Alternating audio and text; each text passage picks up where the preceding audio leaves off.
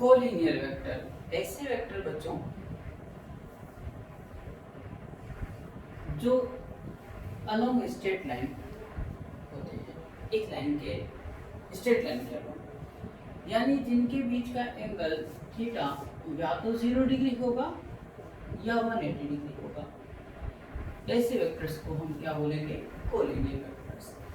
यहाँ पे example number first, ये दो वेक्टर हैं, दोनों के बीच में एंगल कितना है? 0 डिग्री है, दोनों की डायरेक्शन सेम है, थीटा 0 डिग्री, तो कोलिनियर वेक्टर्स। दो वेक्टर इस तरह से हो, इनकी डायरेक्शन भी सेम है, ये भी क्या हुए? Collinear vector. सेम डायरेक्शन तो थीटा कितना होगा? 0 डिग्री। थीटा का मतलब इन दोनों वेक्टर के बीच का एंगल। नेक्स्ट एग्जांपल,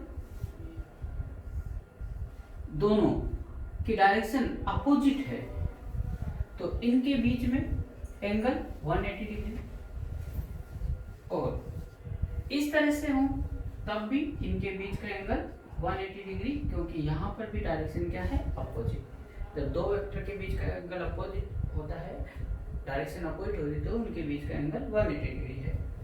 तो बच्चों ये सारे के सारे वेक्टर्स क्या है? बोलो, कोलिनियर वेक्टर।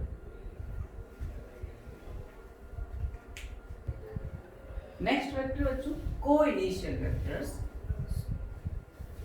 ऐसे वेक्टर जिनका स्टार्टिंग पॉइंट सेम हो, vector A, vector B, vector C,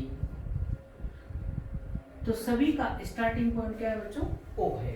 एक ही पॉइंट से स्टार्ट होने चाहिए, डायरेक्शन कुछ भी हो, मैग्नीट्यूड कुछ भी हो चलेगा, स्टार्टिंग पॉइंट से भी सेम। अगर ऐसे वेक्टर हैं तो उनको क्या बोलते हैं? को इनिशियल वेक्टर। एक और होता है को टर्मिनल वेक्टर। को टर्मिनल वेक्टर्स जस्ट इसका अपोजिट, एक ही पॉइंट पे टर्मिनेट होने चाहिए, माने एंड पॉइंट एक ही होना चाहिए, ठीक है ना? जैसे vector A, vector B, vector C एक ही पॉइंट पे मीट कर रहे हैं, मिल रहे हैं। ऐसे वेक्टर्स को हम क्या बोलते हैं? को टर्मिनल वेक्टर्स। नेक्स्ट वेक्टर आ रहा है बच्चों कॉन्करेंट वेक्टर। ऐसे वेक्टर जिनका स्टार्टिंग पॉइंट एक हो,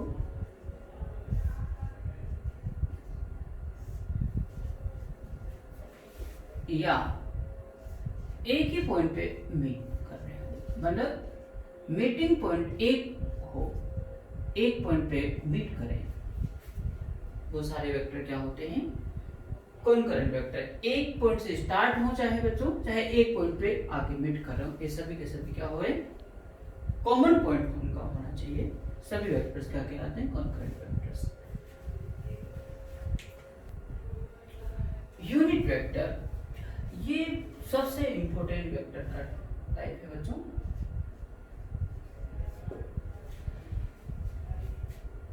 The vector whose magnitude is unit 1, ऐसा वेक्टर जिसका मैग्नीट्यूड 1 होता है यूनिट वेक्टर कहलाता है, ठीक है? मैग्नीट्यूड यूनिट, यूनिट का मतलब 1।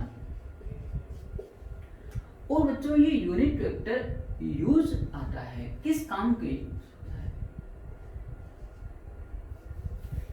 क्या रिप्रेजेंट करता है? Direction of vectors. वेक्टर की डायरेक्शन को रिप्रेजेंट करता है ये कौन? Unit vector. इसलिए ये बहुत इंपॉर्टेंट वेक्टर है, ठीक है? अब कैसे, आइए बात करते हैं। अगला पॉइंट, यूनिट वेक्टर का जो फॉर्मूला होता है बच्चों, unit vector is equal to vector upon magnitude of vector. Vector quantity इसी वेक्टर का मैग्नीट्यूड से डिवाइड कर दीजिए। अगर ऐसा करते हैं तो यूनिट वेक्टर आपको प्राप्त होता है। लेट यूनिट वेक्टर को जनरली हम रिप्रेजेंट करते हैं कैप लगा के, तो A cap, B cap, R cap, N cap, ये जो कैप वाला सिंबल है ये यूनिट वेक्टर को रिप्रेजेंट करता है, ठीक है? तो जो इसको हम ऐसा भी लिख सकते हैं, A cap is equal to vector A upon इसी वेक्टर का मैग्नीट्यूड। और हम जान चुके हैं मैग्नीट्यूड को हम केवल ए लेटर से भी रिप्रेजेंट करते हैं, तो A cap is equal to vector A upon A, तो A will be vector A is equal to A into A cap. तो यहाँ पे बच्चों ये जो ए है वेक्टर, ये वेक्टर क्वांटिटी हुआ, ये सिंबल ए लेटर रिप्रेजेंट कर रहा है मैग्नीट्यूड, और केप जो बता रहा है ए केप ये यूनिट वेक्टर को बता रहा है, और यूनिट वेक्टर क्या रिप्रेजेंट करता है, direction.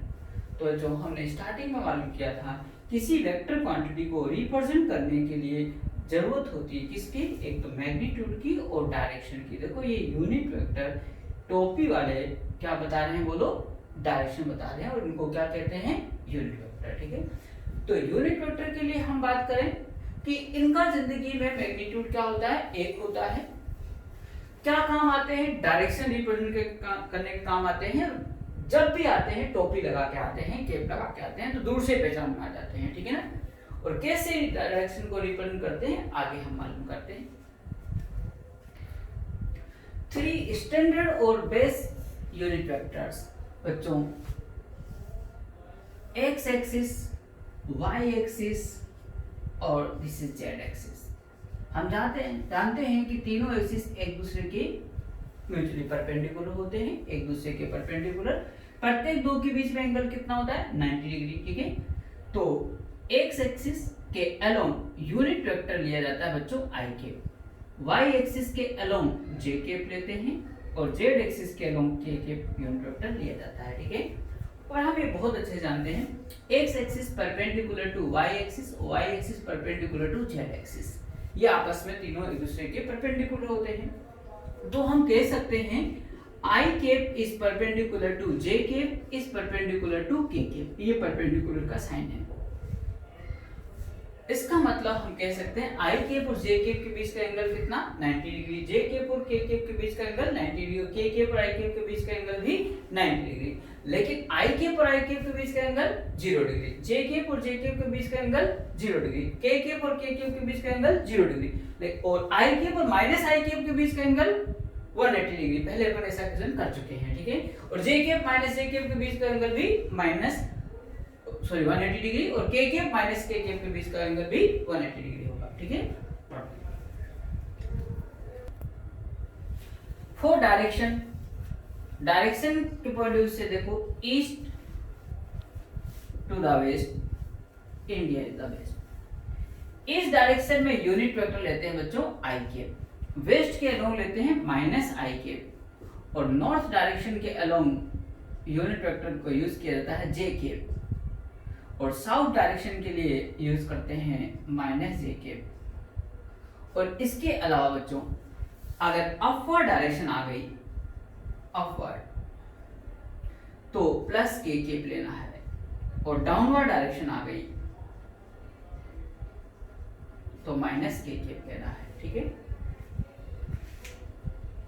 East I cap, waste minus I cap, north J cap, south minus J cap, upward ऊपर की ओर प्लस के कैप, डाउनवर्ड नीचे की ओर माइनस के कैप। ये फिक्स है, ये अपन को यूनिट वेक्टर लेने होते हैं। ठीक है, नोट करिए बच्चों। ट्रू फॉल्स अपन को बताना है। देखिएगा, इंफॉर्मेशन ऐसा दे रखा है, force F is equal to 10 newton. ठीक है, तो अगर ऐसा कहीं लिखा हुआ है तो ये ट्रू है कि फॉल्स बताएं आप लोग जी, ये फॉल्स है। क्यों, ये फोर्स वेक्टर है, देखो ऊपर एरो लगा हुआ है, तो ये कंप्लीट वेक्टर है, और इसको रिप्रेजेंट करने के लिए मैग्नीट्यूड की आवश्यकता है जो कि 10 न्यूटन है। डायरेक्शन यहाँ पे नहीं है। ठीक है, तो आप यहाँ रीजन लिखेंगे, कहाँ है direction, where is direction, direction नहीं है, इसलिए ये क्या हो गया, रॉन्ग। कंप्लीट वेक्टर जब एरो लगा हो ऊपर तो मैग्नीट्यूड भी बताना होगा और डायरेक्शन भी बतानी होगी, तभी करेक्ट है, अदरवाइज ये रॉन्ग है, इसलिए फॉल्स हो गया। Number 2, F is equal to 10 newton ऐसा लिखा हो तो बच्चों ये क्या है, ये ट्रू है, क्योंकि ये मैग्नीट्यूड ऑफ फोर्स है, मैग्नीट्यूड हमेशा पॉजिटिव होता है, उसमें डायरेक्शन नहीं होता है, ऐसा लिखना करेक्ट है। Number 3, F vector is equal to 10 newton along east, ऐसा लिख दिया जाए तो करेक्ट है, क्योंकि देखो ये magnitude 10 newton along east direction, ये इसकी डायरेक्शन को बता रहा है, तो ये ट्रू है। और इसको आप ऐसा भी लिख सकते हो, F vector is equal to 10 newton along east direction को आप आई केप भी लिख सकते हैं। तो देखो ये देखो केप वाले टोपी वाले वेक्टर जो कि यूनिट वेक्टर कहलाते हैं, वो क्या बता रहे हैं, डायरेक्शन को रिप्रेजेंट कर रहे हैं, इस डायरेक्शन को रिप्रेजेंट कर रहा है, ठीक है।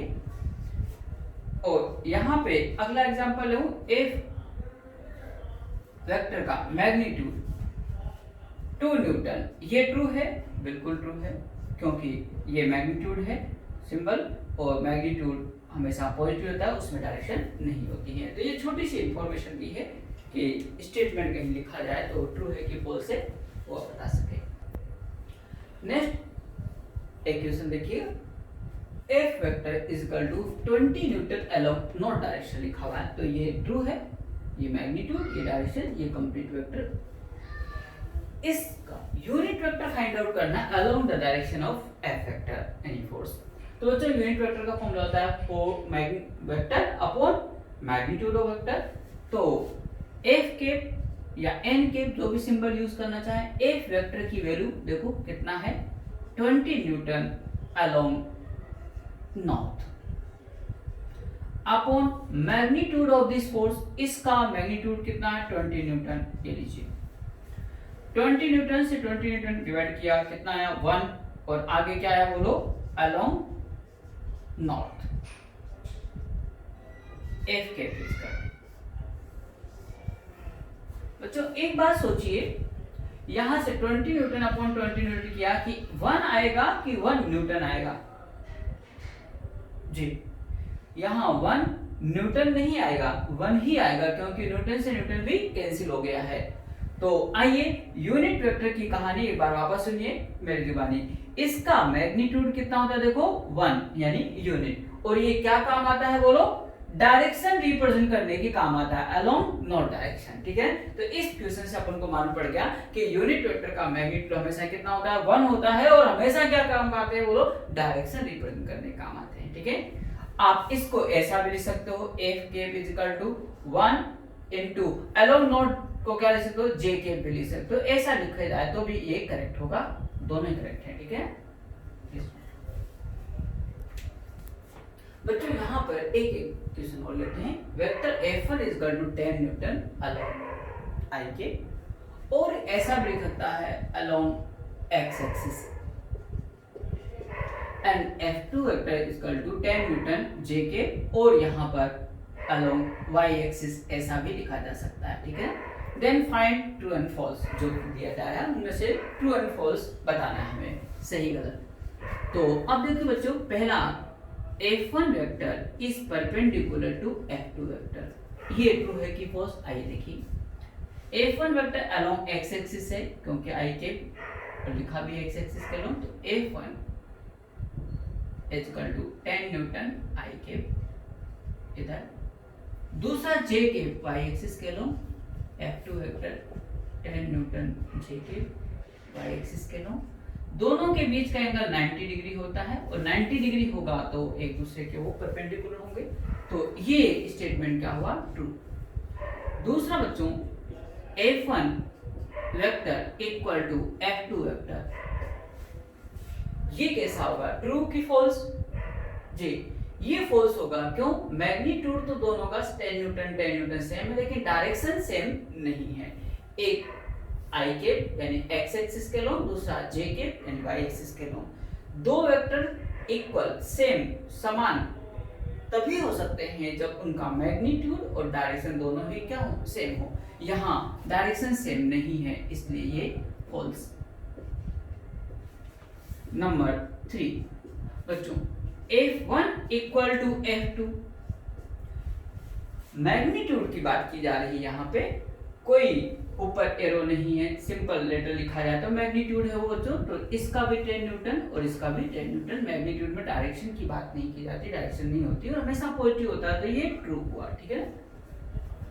यहाँ पे नंबर नेक्स्ट बच्चों, F1 cap equal to F2 cap, अगर ऐसा पूछा जाए इसी के लिए तो वो भी क्या होगा, फॉल्स। क्यों?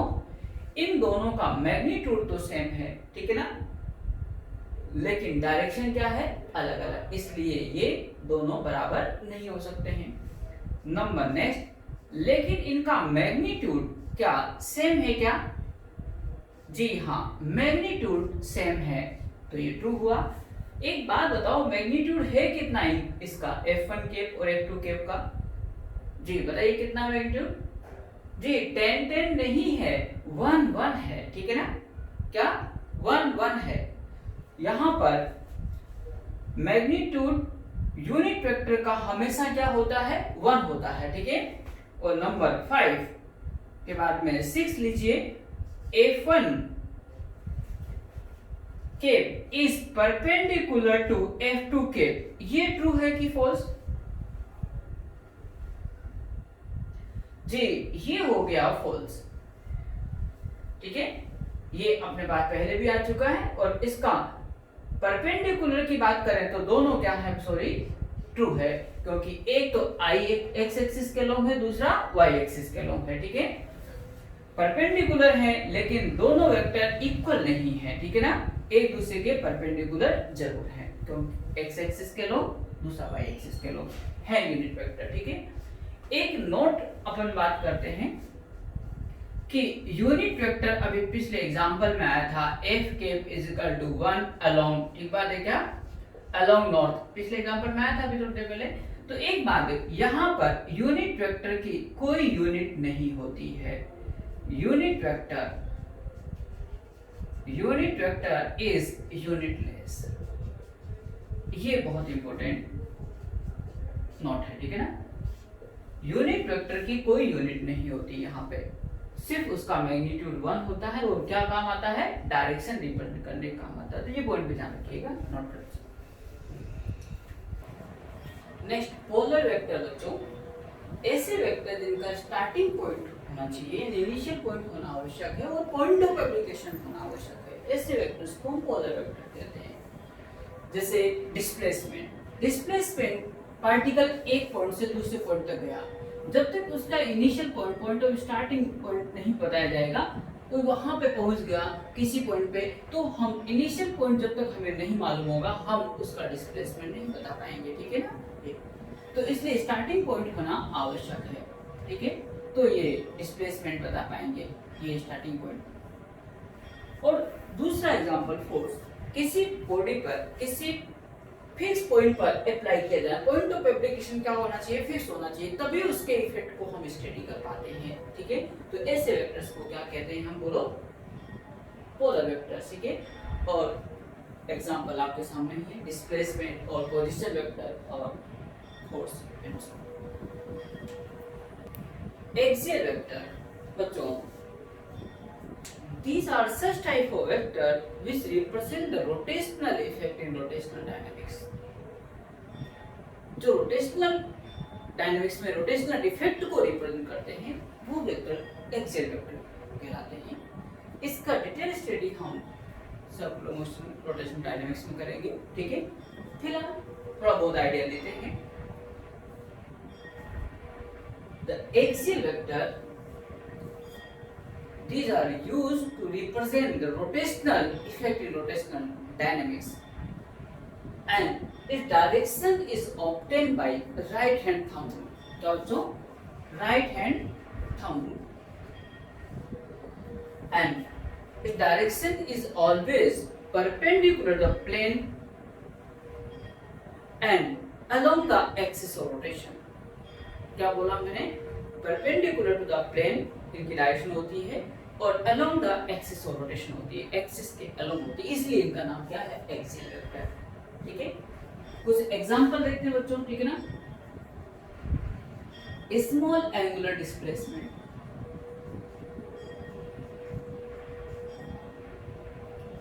Angular velocity, omega vector, angular acceleration, alpha vector, angular momentum, बच्चों एल वेक्टर और जे वेक्टर दोनों ही सिंबल इसके होते हैं एंड डॉट। ये सभी एक्सियल वेक्टर के एग्जांपल हैं। आइए एक एग्जांपल से हम इसकी डायरेक्शन मालूम करते हैं। ठीक है, जैसे बच्चों देखिए एक पेज लीजिए आप लोग, इसको वो एक बार फोल्ड कर लीजिए और एक बार और फोल्ड कर दीजिए यहाँ पे। ठीक है, और एक पेन लीजिए और बीच में होल कर दीजिए। अब आप बड़े ध्यान से देखिए और आप भी अब मेरे साथ करते रहिए। बच्चों ये क्या है? प्लेन, जिसको हम कह सकते हैं रोटेशनल प्लेन, और ये पेन क्या है? Axis of rotation. ठीक है, तो एक्सियल वेक्टर की डायरेक्शन हमेशा इस प्लेन के परपेंडिकुलर और एक्सिस के अलोंग होती है। तो एक पेन बताइए क्या ये पेन जो है एक्सिस जो है इस प्लेन के परपेंडिकुलर है? हाँ, ये रोटेशनल प्लेन है, इसके परपेंडिकुलर है। इस एक्सिस के अलोंग ही इसकी डायरेक्शन होती है। ठीक है, तो बच्चों देखो नंबर 1 हमने बोला एक्सियल वेक्टर की डायरेक्शन हमेशा इस प्लेन के परपेंडिकुलर और एक्सिस के अलोंग होती है। एक्सिस तो बच्चों ऊपर की ओर भी है और नीचे की ओर भी है, तो अपवर्ड होगा कि डाउनवर्ड होगा वह जानने के लिए हम right hand thumb rule use करते हैं। ठीक है, तो राइट हैंड थंब रूल क्या होता है आइए मैं इसी में समझा देता हूँ, अलग से बात करने की आवश्यकता नहीं पड़ेगी, बड़े ध्यान देखिए। लेफ्ट हैंड के अंदर इसको रखिएगा, राइट हैंड को फ्री रखिएगा।